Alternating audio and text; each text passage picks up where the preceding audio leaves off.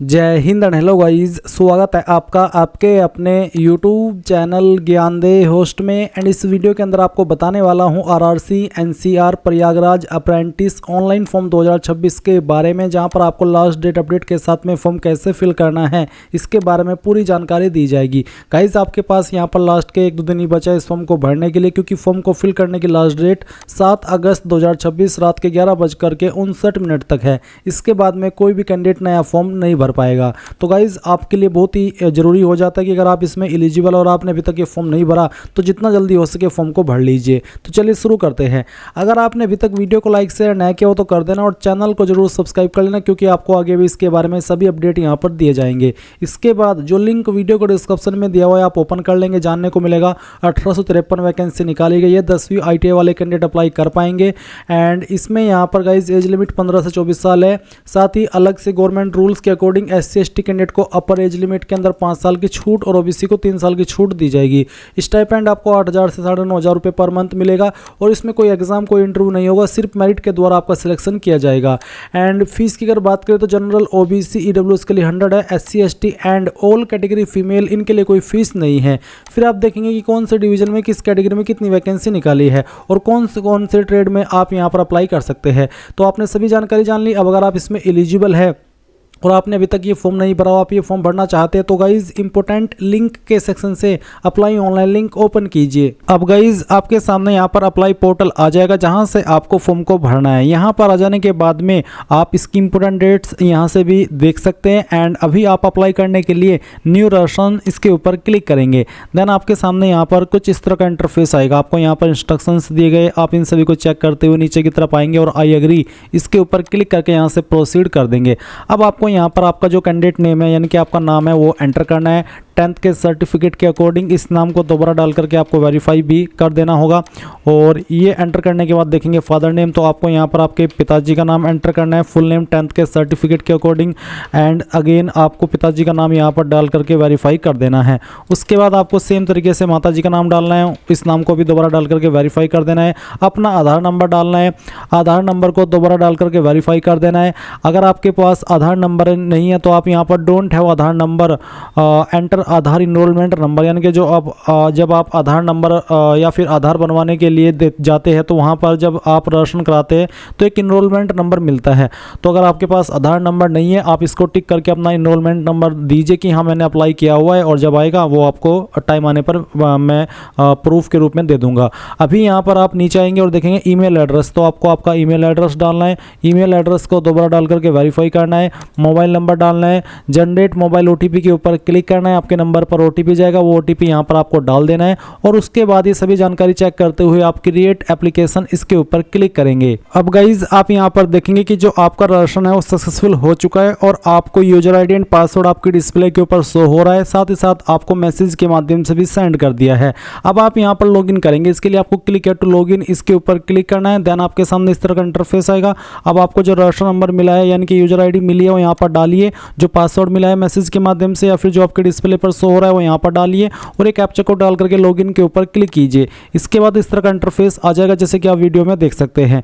यहाँ पर आपको एप्लीकेशन फॉर्म इसके ऊपर क्लिक करना है। इसके ऊपर क्लिक करने के बाद आप यहाँ पर ट्रेड सेलेक्ट करेंगे कि आपको कौन से ट्रेड में अप्लाई करना है, जिसमें भी करना है वही आप सेलेक्ट कर लेना। उसके बाद यहाँ पर आपको अप्रेंटिसशिप रजिस्ट्रेशन नंबर, अभी अप्रेंटिसशिप रजिस्ट्रेशन नंबर कहाँ से मिलेगा आपके मन में सवाल आया होगा, चलिए इसका भी बताता हूँ। जो लिंक मैंने आपको इस वीडियो को डिस्क्रिप्शन में दिया हुआ है आप अगेन ओपन कर लेना अगर आपने अभी तक ओपन नहीं किया। और उसके बाद आप यहाँ पर इंपॉर्टेंट लिंक के सेक्शन से apprentice India website registration video link, आप ये लिंक ओपन करना। उसके बाद में आपके सामने एक वीडियो आएगी। ये जो वीडियो है मैंने अप्रेंटिसशिप इंडिया की वेबसाइट के ऊपर कैसे रजिस्ट्रेशन करना होता है उसको लेकर के बनाई है, और ये वो वाली वेबसाइट है जो कि अभी आप यहाँ पर वीडियो में देख सकते हैं। अगर आपने इस वेबसाइट के ऊपर पहले से रजिस्ट्रेशन किया हुआ है तो आप लॉगिन करके अपना रजिस्ट्रेशन नंबर यहाँ से निकाल लेना, या फिर जो वीडियो मैंने अभी आपको यहाँ पर ये सजेस्ट की है आप इस वीडियो को वॉच करके अपना रजिस्ट्रेशन नंबर निकाल लेना, यानी कि रजिस्ट्रेशन कर लेना। और जब आपका रजिस्ट्रेशन हो जाएगा इसके ऊपर, जो कि कम टाइम के अंदर ही हो जाता है, तो फिर वो जो नंबर आपको मिलेगा वो आप यहाँ पर डाल देना। इसके बाद यहाँ पर देखेंगे एंटर डिवीजन वर्कशॉप प्रेफरेंस, तो आपको यहाँ पर आपकी डिवीजन या फिर वर्कशॉप की प्रेफरेंस देनी है। अगर आपको किसी एक को ही देनी है तो आप यहाँ पर 1 लिख देना, उसके सामने बाकी में आप 0 लिख देना। एंड अगर आपको सभी को देनी है तो आप यहाँ पर नंबर वाइज इस तरह से आपकी जो प्रेफरेंस है वो यहाँ पर टाइप कर देना। जैसे कि मैं चलिए इसको यहाँ पर इस तरह से भर देता हूँ। ये आपकी मर्जी के अकॉर्डिंग है, जिसको आप जिस नंबर पर देना चाहे वो दे सकते हैं। चलिए हमने यहाँ पर इन सभी को प्रेफरेंस दे दी है। उसके बाद आप यहाँ पर नीचे की तरफ आएंगे और फिर यहाँ पर आपको इसमें save and next to step first इसके ऊपर क्लिक करना है। अब यहाँ पर गाइज आपके सामने इस तरह का इंटरफेस आएगा। बेसिकली आपको कुछ और इन्फॉर्मेशन अपनी देनी है, जैसे कि आप आपका जेंडर सिलेक्ट करेंगे, फिर यहाँ पर रिलीजन आपका क्या है वो आपको सिलेक्ट कर लेना है। फिर यहाँ पर पूछे रिलीजन, अगर आपका रिलीजन जो 3 वाला कॉलम है इसके अंदर नहीं है, आप अदर सिलेक्ट करें तो आपको 4th के अंदर अपने रिलीजन को खुद से लिखना होगा। एंड अगर आपका रिलीजन 3 पॉइंट में ये लिस्ट में आ रहा है तो फिर 4 पॉइंट में आपको कुछ लिखने की आवश्यकता नहीं है। उसके बाद यहाँ पर है 5th पॉइंट माइनॉरिटी, क्या आप माइनॉरिटी से आते हैं? अगर हाँ तो यस। तो उसके बाद में आपको बताना है कि आपकी कास्ट कैटेगरी कौन सी है, जैसे कि जनरल हो, ओबीसी हो, एससी एसटी क्या है वो आप सिलेक्ट कर लेना। वैसे तो मैं ओबीसी में आता हूँ, बट मैं यहाँ पर एससी सिलेक्ट कर रहा हूँ ताकि मैं बिना किसी फीस को पे करे पूरा फॉर्म का प्रोसेस बता पाऊँ। एंड ये फॉर्म में कोई पर्सनल वे में भर भी नहीं रहा हूँ, बस मैं डेमो के लिए भर रहा हूँ ना। मैं इसमें यहाँ पर आगे चल करके इसको अटेंड करने वाला हूँ, बस आपको समझाने के लिए, जिससे कि कोई कैंडिडेट से गलती ना हो, उसके लिए यहाँ पर ये जानकारी मैं आपको समझा रहा हूँ। अब आता है PWBDN के, क्या आप दिव्यांग है? अगर हाँ तो यस, नहीं तो आप नो करेंगे। इसके बाद नेशनलिटी में आप इंडियन सेलेक्ट करेंगे। फीस सिलेक्शन जो आपकी छूट मिलती है फीस के अंदर, क्या वो चाहते हैं? तो आप यहाँ पर यस कर देंगे। यस करने पर आपको बताना होगा कि किस कैटेगरी के तहत चाहते हैं। SC ST and all category female, इनके लिए कोई फीस नहीं है, इनको छूट मिल जाएगी फीस के अंदर। अब क्या आपको ICU में छूट चाहिए? अगर हाँ तो यस, और यस करके आपको बताना कि किस कैटेगरी के तहत चाहिए। अगर नहीं चाहिए तो आप नो कर देना। इसके बाद यहाँ पर डेट ऑफ बर्थ आपकी क्या है आपको देनी है। पहले आपको मंथ लिखना है, फिर डे, और उसके बाद जो भी आपका ईयर है वो आप यहाँ पर लिख देंगे। फिर यहाँ पर जो आपका पैन नंबर है वो देंगे। पैन नंबर देना अनिवार्य नहीं है, अगर आपके पास है तो दे दीजिए, नहीं है तो आप खाली छोड़ देना। अब आप यहाँ पर आपका जो कोरस्पोंडेंस एड्रेस है, यानी कि जो आपका प्रेजेंट एड्रेस है वो फिल करेंगे। इस वाली लाइन के अंदर जो 22 में है वो इसमें पूरा का पूरा आपको एड्रेस डाल देना है। स्टेट यहाँ से आपकी सिलेक्ट कर लेनी है।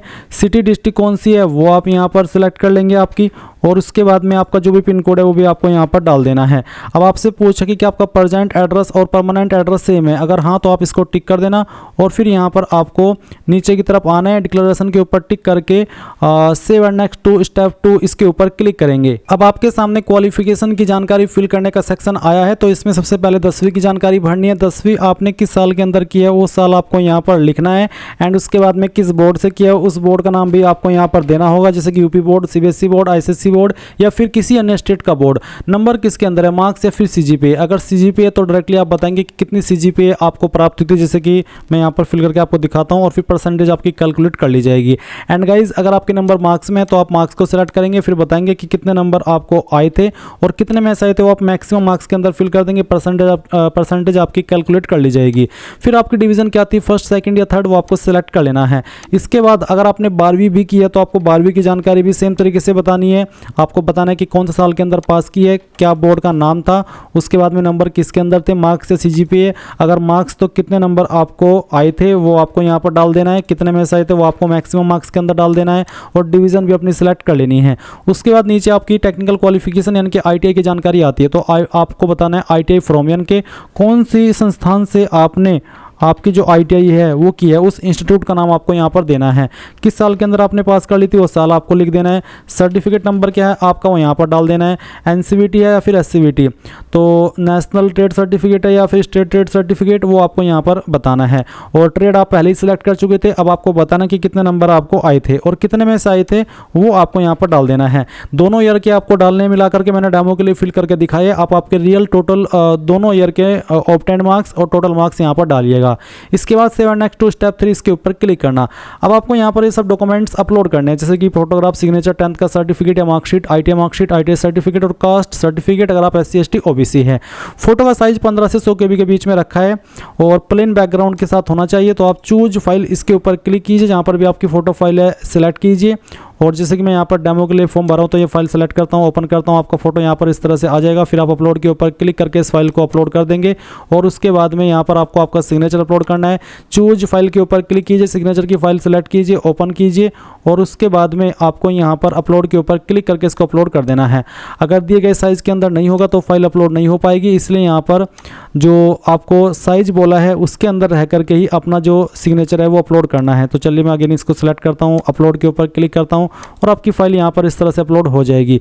अब आपको 10th का सर्टिफिकेट अपलोड करना है या फिर मार्कशीट। अगर आपका सर्टिफिकेट और मार्कशीट एक ही है तो आप यहाँ पर इसमें एक ही फाइल अपलोड कर देंगे। एंड इसका फॉर्मेट गाइज PDF का रखा है। अब अगर ये इमेज में है तो आप इसको PDF में कैसे बनाएंगे वो भी जान ले। गूगल के अंदर आना और सर्च करना इमेज टू PDF और ये पहले वाली वेबसाइट ओपन कर लेना, फिर सेलेक्ट JPG इमेज इसके ऊपर क्लिक करना। और अगर आपका 10th का सर्टिफिकेट और मार्कशीट अलग अलग है तो दोनों इमेज को आपको यहाँ पर सिलेक्ट कर लेना है। अगर एक ही है आपकी फाइल तो आप यहाँ पर उसको सिलेक्ट करेंगे, ओपन करेंगे, कन्वर्ट टू PDF के ऊपर क्लिक करेंगे, आपकी फाइल PDF के अंदर कन्वर्ट हो जाएगी। डाउनलोड PDF के ऊपर क्लिक करेंगे, PDF में आपकी डाउनलोड हो जाएगी सिंगल क्लिक के अंदर इस तरह से। और जैसे ये डाउनलोड हो जाए आप यहाँ पर चूज फाइल इसके ऊपर क्लिक करेंगे एंड देन जहाँ पर आपका फाइल है उसको सिलेक्ट करेंगे, ओपन करेंगे और उसके बाद में अपलोड के ऊपर क्लिक करके इस फाइल को अपलोड कर देंगे। इसका साइज 50 से 500 KB के बीच में रहना चाहिए। उसके बाद आप यहाँ पर मार्कशीट अपलोड करेंगे ITI की, फिर ITI का सर्टिफिकेट। उसके बाद अगर आप SC ST OBC है तो कास्ट सर्टिफिकेट अपलोड करना है and then next to step 4 इसके ऊपर क्लिक करना है। अब आपके सामने यहाँ पर बैंक डिटेल का सेक्शन आ चुका है तो आपको यहाँ पर बैंक नाम देना है कि किस बैंक के अंदर आपका अकाउंट है उसका नाम आपको यहाँ पर लिख देना है, चाहे शॉर्ट फॉर्म में चाहे फुल फॉर्म में। और उसके बाद में ब्रांच नेम क्या है, यानी कि कहाँ पर आपका बैंक स्थित है उस ब्रांच का नाम आपको यहाँ पर दे देना है, जैसे कि मैं आपको यहाँ पर फिल करके दिखा रहा हूँ। इस तरह से आप यहाँ पर इसको दे देंगे और ये देने के बाद में आपको यहाँ पर अकाउंट होल्डर नेम यानी कि किसके नाम पर बैंक अकाउंट है वो नाम आपको यहाँ पर डाल देना है। फिर अकाउंट नंबर डालेंगे, अकाउंट नंबर को दोबारा डाल करके वेरीफाई करेंगे। फिर IFSC कोड आपको चेकबुक और पासबुक के ऊपर देखने को मिल जाएगा या फिर आप इसको ऑनलाइन में भी निकाल सकते हैं। गूगल में सर्च करना आपके बैंक का नाम और फिर उसके बाद में ब्रांच नेम और उसके साथ में बाद में लिख देना है आपको IFSC कोड। तो ऑनलाइन तरीके से भी आप इसको निकाल सकते हैं। इसके बाद आप यहाँ पर टिक करेंगे और सेव नेक्स्ट टू स्टेप 5 इसके ऊपर क्लिक कर देंगे। अब आपने जो भी जानकारी यहाँ पर भरी है शुरू से लेकर अभी तक वो सब आपके सामने आएगी और जो फीस आपके ऊपर एप्लीकेबल हो रही है उसका अमाउंट आपको देखने को मिलेगा। अब क्योंकि जनरल OBC के लिए तो 100 रुपये फीस है but SC ST and all category female के लिए कोई फीस नहीं है, इसलिए यहाँ पर ब्लैंक आएगा। और अब आप यहाँ पर टिक करेंगे और इसके बाद में प्रोसीड के ऊपर क्लिक कर देंगे। जैसे आप प्रोसीड करेंगे अगर आप जनरल OBC हुए तो आपको पेमेंट के पेज पर ट्रांसफर किया जाएगा, आप आपकी एप्लीकेशन फीस पे करेंगे। उसके बाद आपके सामने ये वाला इंटरफेस आएगा जो आप वीडियो में देख पा रहे हैं। एंड जैसे कि कहा कि SC ST and all category female के लिए कोई फीस नहीं, इसलिए इनका फॉर्म फाइनल सबमिट हो चुका है। ये यहाँ पर प्रिंट के ऊपर क्लिक करके अपना फॉर्म यहाँ पर PDF के रूप में सेव कर लेंगे और जब चाहे इसको बाद में प्रिंट करा लेंगे। इस तरह से गाइज आप लोग RRC Prayagraj apprentice online form 2026 भर पाएंगे। So thanks for watching. जय हिंद।